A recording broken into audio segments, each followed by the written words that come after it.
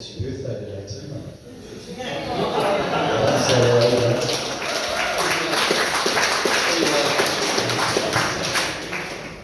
Uncle Murray.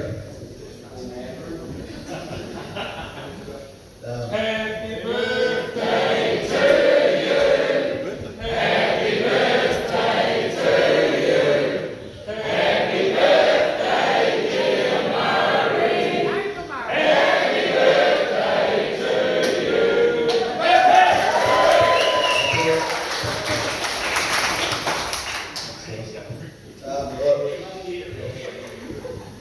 Over the years, you're really one of the family, father figures, isn't it? And a lot of the other guys that really looked up to you. One of the hardest things to work with. Probably not quite as bad as Colin. Murray had a temper, I don't know if anybody knew about it. He flogged the hand. The Red Baron. We used to call him the Red Baron. He got a few good names over the years. At the end of the day, the job got done. We had a lot of fun. Should be some fun doing it. The early days were special days when I started there too. The two go away, Gary Bradley, the number 3 on the job, and Connie to that number 4, And it was a great one, it was a small company that we grew, and it's been a pleasure working there over the years on that. And I've made a lot of friends, a lot of comradeship. I can be fiery, don't get me wrong.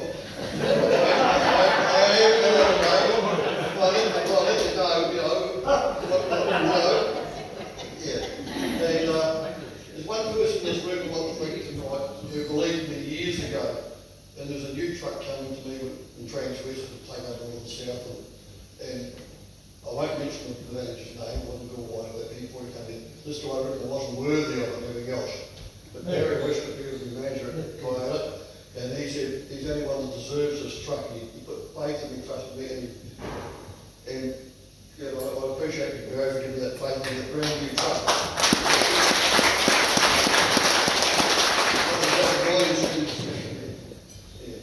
But Aratuna, we've grown, it's been a pleasure working there, especially when I had my heart attack. Darren and Lorraine really went out of their way and looked after me. When I got the plane from Hamilton, makes 10 guy there.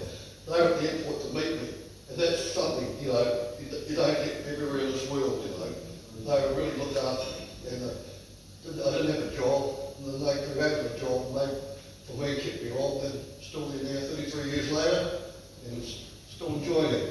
Yeah, thank you very much.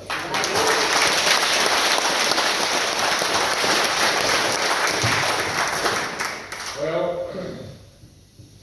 from my point of view, when we first started off, Gary was the first one. He drove the old, I think it was the 32. He said he had to dip the lights because if the truck seen the hill, it would slow down. But we slowly grew, and I can always remember Jim Galloway. I think Murray talked to Jim Galloway at the time, and then he was coming across the yard. The big shed down at Aratuna, we put a little office on the side, but we thought that'd do us. And when I seen Murray walking across the yard, and he came over to me and he said, you wouldn't have a job going, would you? And I turned around and I said, for you, I've had a job.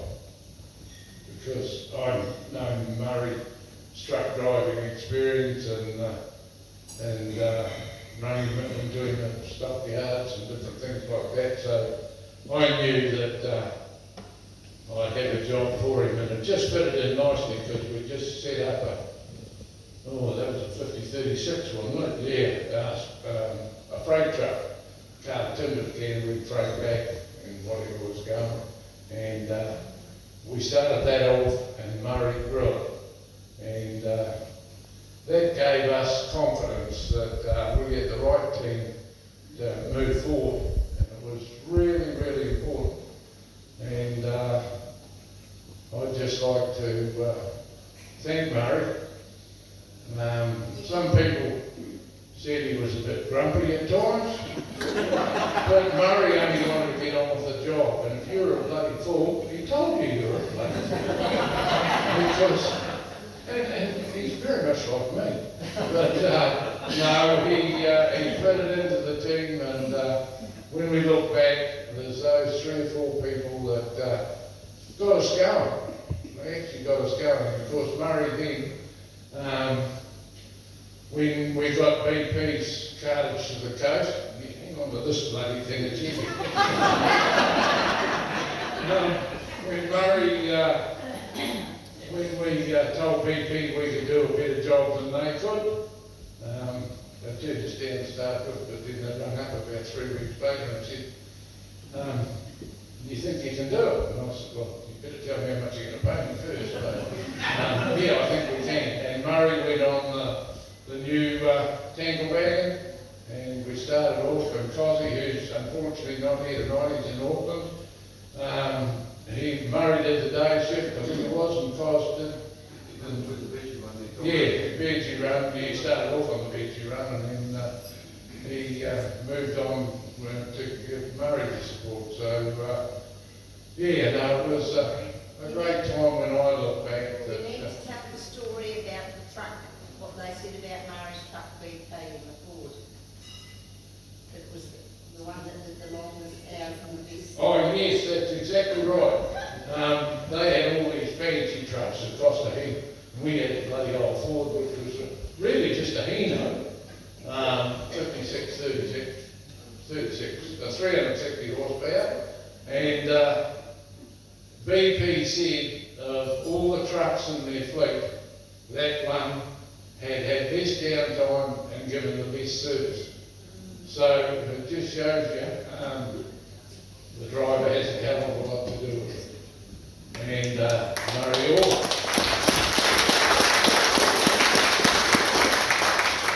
Murray didn't buggerise around. He kept the thing going. And why it lasted so long, I wasn't sitting around cold and then starting up again. It was working all the time, working all the day. Because the night shift went to Nelson, it was all cut down Nelson those days. And no, it was set us up, and certainly we've got 4 tankers, well, 3 at the moment. We're doing a changeover, but yeah, we'll get up to our full complement soon. But no, it's, I'd just like to say to Murray, you know, 50 years of driving trucks. I know the horsepower wasn't too good at the start, because I've seen where you drove a load in 400, and I had one of those. That's not a trailer. Huh? It's not a 20-foot truck like that. Yeah, I know. Telling big roads we were, and yeah, no, they were, yeah, good old truck, but I used to hit them and get on the bloody roof. You go over a bump, you don't quite high enough for me. That's not the end very often. No, you didn't see top gear very often. But yeah, if you look back and look at the horsepower and the sort of trucks we've got today, yeah, you wonder how the hell we did it. But no, they were special times. But now I'd like to first of all call on Chris Town. I'm sure he would love to say a few words, and he'll have a few memories, because we've got Chris, Barry and King somewhere. Yeah, they were Murray's old mates in the days before he even worked for us. They were the transport guys, his mates. So we'll call on Chris first of all to just say a few words. Haven't you got a speech there, mate?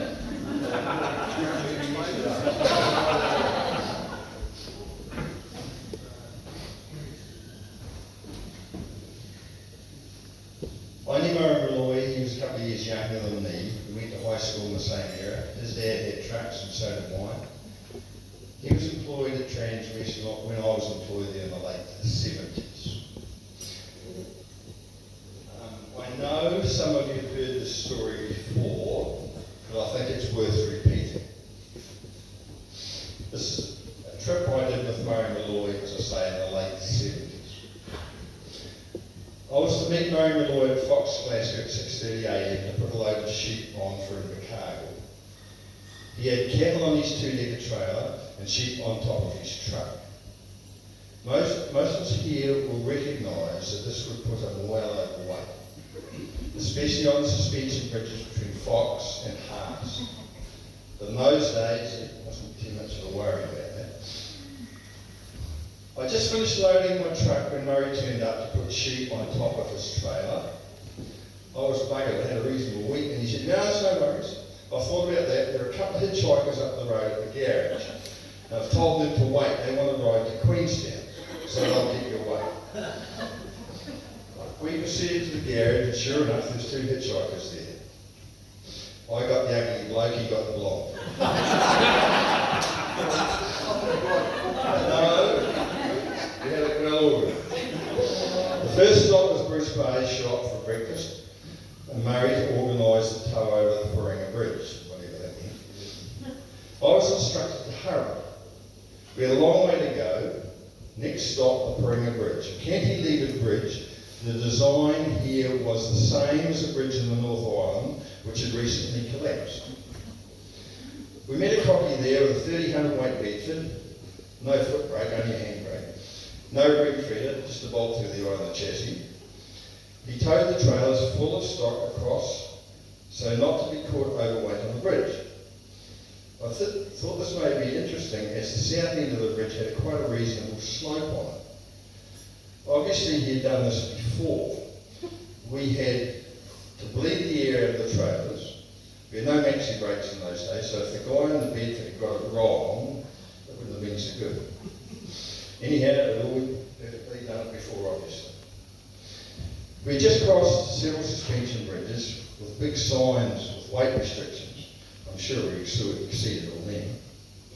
Why were we worried about the only one to Warringah? I'll never know. We've got across the rest. Next stop was Haas. We had cattle down, Murray had cattle down on his double decker, so we got them up.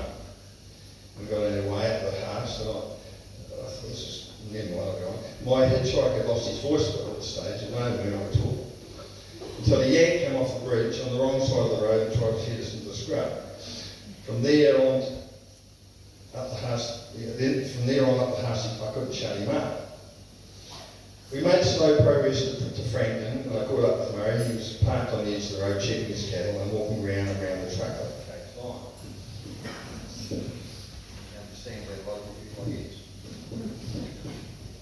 I stopped, my hitchhiker jumped out, very pleased to be in Queenstown, in the back of us, no thanks or anything, just bolted. You take it? I'll see it, yes. My progress must have been too slow, but Murray didn't complain too much. Murray suggested I go ahead, so I headed off, only to find him right up my backside, on the wrong side of the road, waving his lights flashing his arm out the window. I thought, what the Christ have I done wrong now? I stopped. Before I got out of the cab, he stood inside the driver's door. He said, your bloody wheels on the trailer are falling off. Sure enough, spoke wheels were loose. They pulled out the valve, causing a flat tire on the front left-hand side of the trailer. Action stations, as you can imagine, we had to fix this as quickly as possible. A full load of sheep was reasonably heavy. We had just got the trailer off the ground, the bloody jack goes through the road. We need some wood to pickstoy the axle up, so we could use the other jack as well. I went over the road to a flash-looking 2-storey place and banged on the door, but I got no response. It's a full shed of wood, so I helped myself. We finally got the tyre changed. Murray grabbed the wood and returned it to the woodshed. As he was putting the wood in the woodshed, the upstairs window burst open. What are you doing in morning, Mums? Just put your wood back, Murray said. Who said you could have it? Chris, replied Murray. I'm not sure how it went from there, but the woman banged the window shut and that was the end of that. It was stinking hot. And we had both put a little lather of sweat, covered in sheep shit falling under the stinking thing. And we went to place a bloody cop turned up. Who is this truck with 2 decks of cattle on, he said. I've never seen one of these before, that must be too heavy. One thing Murray taught me that day was when dealing with the cops, the best means of attack Best means defence is attack. Murray responded to the Scot. Look at them, you half-wit. He said, they're only bloody stores. Look at how much room they got in the pens. Not put off by Murray's theory, the cop was keen to wane. Well, you're not, Murray said. I've got a bullock down that needs to get it up first. It's an animal welfare issue. You the local cop, he said? Yes, he said. Well, where's the closest yard? We were given instructions where to go, but Murray said, no, you know where to go, show us. So off we go in convoy with the cop up in the front, and goes to the city yards. Must have been getting a bit sick of us by this time, but he drove us into the yards, never stopped, carried on out the gate, never seen again. We finally made it to a cargo unload, and Murray said, if we hurry, we might get back to the Lumsden pub before it's shut to get a beer. Christ, I thought I'd been hurrying all day. At 8 o'clock in the morning, I had breakfast now at 9:30 at night. We got to the pub, my instructions were to get the beer in while he sorted out tea and beers. This suited me, so I got 2 jugs of spades in and just sat at the lead and waited for Murray. He came back and he said, what the hell do you think you're doing? You can't drink that shit, we'll give you the shits. Oh, Murray had a couple of bottles of DB and I drank the spades, he was right, I had the shits. Ask him what he drinks now. We finally made it to bed. We had to share a room because it was cheaper. Our company didn't have any money. Jesus, he could snore then, Murray. I don't know how you got to sleep like that night. Yeah, I know. Next day we're heading home. I must have been a bit quicker because when we got to the end of the sealed car where he was waiting there, and he says, I don't know, he said, actually just hurry up or something. But anyhow, he buggered off and it was as dusty as ever, and so I kept back a bit. I had to, I couldn't keep up with him anyway. The dust slowly disappeared, so Murray put a bit of distance between us. Half around the lake one at the real hook corner, I came around the corner and 3 or 4 cars had stopped ahead of me. As I got closer, I noticed the back of Murray's trailer stop up ahead. The road is now blocked, so I stopped and wandered up to see what the problem was. As I got closer, I noticed a car had hit Murray on the corner and bashed his mudgun into his tyre. An American tourist had a couple of hitchhikers in the back seat and collided with Murray's truck. Murray was busy with his tyre lever, bending the guard off the tyre, again sweating like a pig. By this time a small crowd had gathered, all watchers and advice givers. The Yank must have already had a bit of a burst from Murray because he was a bit standoffish. But finally he plucked up enough courage to ask Murray to borrow his bar to bend his front mud guard and get mobile again. Murray, still busy with his guard, lifts the bar above his head and tells the Yank he should bend the bloody thing over his head if he wasn't heavy in the lane. Those language I can't repeat now, never mind. As the Yanks hitchhikers were not moving in the back seat, that's right, yeah. The crowd of advice givers sort of disappeared. The rest of the trip was uneventful. I could go on for hours, but it was fun. I certainly learned a lot on that trip from a real no-nonsense professional. It was always a pleasure to work with Murray Malloy. They were some of the best days of my working life. I couldn't wait to get to work the next day. I will always say you're efficient, practical, and always an absolute no-nonsense professional. It was a privilege to work with you. You certainly didn't tolerate fools, I found that out quite early on. 50 years driving is a huge effort and one to be very proud of. Enjoy the night. I know that a few years ago.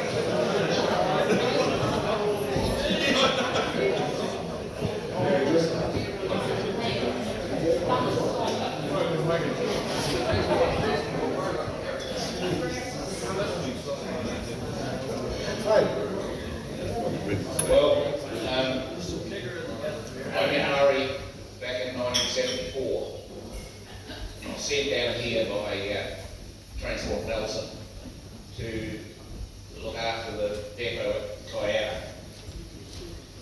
I come down on Newman's bus, and old Lee's own dropped me off at the depot. They gave me a CF van, CF Bedford, and told me to go to Dobson, that's where I'm staying. So off I went. Fronted up to work the next morning, and here's these guys. Well, they were going to have me on. I thought, what am I going to do here? I know nothing about anything, like as far as stock and everything goes. So I had a bit of a chat around, and we had a couple of jobs to do, so we got those jobs on the way, and Murray was there, and I looked around, I thought, this is the only one, this is the only guy I can actually talk to. I think so. Come in the office, Murray, I'll talk to you. So we sat in the office, and we've sat there for quite a long time, probably an hour or more. But I said, Murray, I don't know anything about stock. I'm honest. I don't know anything. So I'm asking you to help me, so that I don't go and make a bloody absolute fool of myself. And if we can get this thing going, we'll all benefit. And Murray did. He helped me. And I learned a lot in a short time. I had a good teacher. Anyway, the powers that be decided to invest the money, because all they had from there was bricks. So they put a new truck in. And one guy got the new truck. That was all right. There was a second truck coming. The general manager said to me, he put on the next truck. And I said, Murray, do you think he's ready? I said, he's ready. And he said, oh, I said, well, what am I here? Am I the manager or what am I? He said, yeah. I said, well, Murray's going on the truck. That's it. End of story. So Murray went on the truck, and from that day, he grew. Because he had something decent, right? He took a huge pride in it. And the work ethic of all those guys was something that I'd actually never seen before. They'd stock riders, and they'd do the job. No matter how long they took, they'd stick at it until they'd done the job. Well, they can't do that today because it's different. In those days, that was tough. Anyway, I went after 3 years or so, went off, and one of the only regrets that I didn't take Murray with me. But I had nothing to offer. It's not our regret. No. And we've been friends ever since. We've been to all our kids' weddings, and I've been to both the Murrays, and most enjoyable. Yeah, but yeah. Marriage too. And I'm a believer in the Hall of Fame, Road Transport Hall of Fame, and I don't believe that executives should be all sitting up there getting these awards for the Hall of Fame. I think there's certain people like this guy here who put all these years into this hard work. He's probably on one of the hardest roads in the country, and he's winter and summer, everything. He's no problem at all. And he's done it, and he's loved it. He's done it perfectly. So yeah, that's about it. So I'll say congratulations, Muzz. Proud to know you, mate.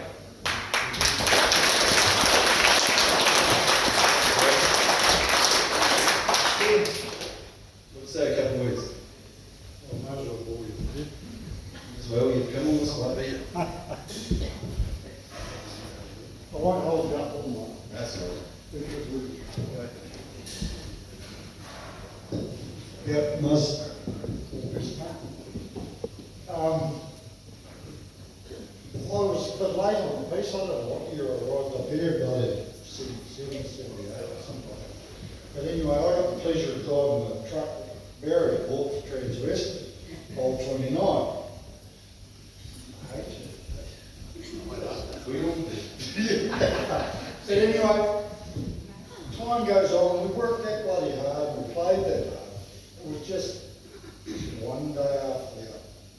And, you know, 100 hours a week, 110 hours a week on a good week was the norm. And you just kept it set out and we kept going at it because we just loved the whole thing. But one story, yeah, and it's gone through the years. And one story that comes to mind, Muzz and I were sent out to Kotaku rubber. Yeah, and we had the old clean shell out there, and we were loading the super up to cut out to Milky Wallace. And we were carting away there. We got there first thing in the morning. We just chucked the covers clean over the old LAs onto the rails next door. And what happened? The jigger came around the corner of the ganger on it. When we hit these covers, and all we did was see this yelling and screaming. He went out over the side of the rail line into the blackberries. He gave us a fair old loosening down and he got back up. So we had to clean the covers up. But there was things like that happening all the time. Things you wouldn't get away with today. But we had so many good times and we are what we are today. Cheers, mate.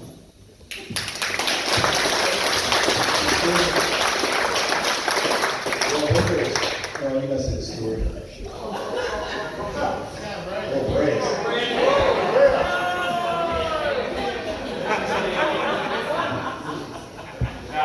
Not going to be long. Yeah, I worked on and off for Durham for about 17 years all up. And we started off the farm in Aratuna. And he had a farm at Aratuna at that time too, so that's how it became Aratuna. Combined the two. And then anyway, Jim Galloway, unfortunately he's not here tonight, but he started off on the truck that Murray took over. And then I had the old twin steer, as Darren said, she didn't like the hills too much, there wasn't a lot of horsepower there. But in those days I don't think we had log books, and no, before log books, so just as well, we wouldn't have got home most nights. But, we always went to Lewis, we weren't supposed to go to the Oteria, but occasionally we did. And then Murray came along and I don't know, I was there about 6 months or something, then how long before you come along, 3 or 4 months or something. And then I was talking to somebody and I said to him, oh, Murray will always start, and he said, geez, he's a towing last. And I said, well, I said, oh, he's starting on Monday, so that's all right. Anyway, me and Murray hit it off, good as gold, and we were in the trucks, and Jim took over the office thing when we were at Aratuna there. Just had the shed and a little office on the side. We were there for ages. And anyway, me and Murray used to go over the hill quite often. We'd meet up at the Old Hearse, have a few fairly long nights at the Old Hearse. The next morning, most of us, well, both of us would blow the fucking bag most morning. So we got the job done. Anyway, later on, we got a bit bigger because he came along, and I think, I can't remember when it was, we decided to have a bus trip. Mystery bus trip, yep. Started off at Taylorville, real big pub, wasn't it? Started off there in the hair and everything, so me and Murray were sitting together on the bus, and my wife Tracy decided to bring her sister along, Marion. And yeah, we got to Taylorville, and that's all right, we got back on the bus, and we got to O'Hara, and then when we got back on the bus, it was me and Tracy in the seat, and then Marion and Murray. Then he turned into my brother-in-law a couple of years after that, so I'm stuck with him. But, yeah, we've had a lot of good fun over the years, and yeah, he really joined into our family well, so yeah, all the best, mate.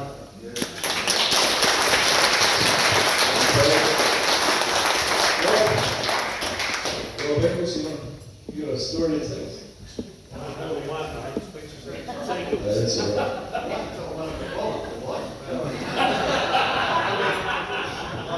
Well, doing farm races up at this morning, and Robert had been lying on the job, and had the old little 330 CK over 400 pounds in the time, and the back end was loaded dozer off at a 4-point turn to get under the loaded dozer. Robert said, what the hell's doing that? I'll just go out the hill U-turn like that. Well, they stuck. And he said, 31, give us a push out. Brian said, don't push on tail doors, because Rob had to get out, you know, up there in water, and tyre rake on. No heat in his truck, just in the middle of winter. I worked the rest of the day with cold, wet feet all day. He learned a lesson. I learned lessons too, and Rob learned one of his first lessons there. We had a lot of time, go back years ago, Robert and I used to spend 8 months a year at Kennedy Rail. Everything was not manual, it was a fucking loader. Everything was post, timber, hay, bag, soup, and that. We were up there all the time, wood roll. Yep. Yeah, we spent a lot of time there. You make good comrades, that's Robert's here and as well. We made a comradeship, you know, we always worked hard, labour and that. Yeah. Then we had this Frankie one day with us. And he, with the last load of hay to go, Frankie decided to go, no, we're going 10 high. Getting all one load, instead of doing 5 high the last load. We just come around the cookie goose and all there. Ping, ping, ping, all the rates, hay broke, all the hay cut off, so we reached that again. We're good comrades, that's the main thing. And that's why we're here in transport there. There's good comrades in transport. There is, eh? Right. So, we're good.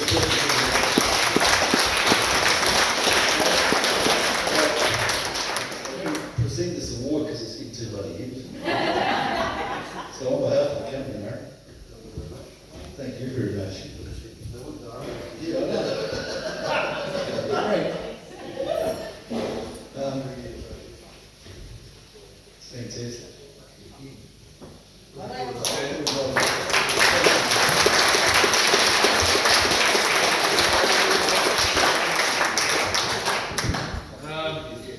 We've got one more guest that's going to do a presentation to Murray. And he's come from Christchurch. He's from the RTA. And when we told John about Murray, he was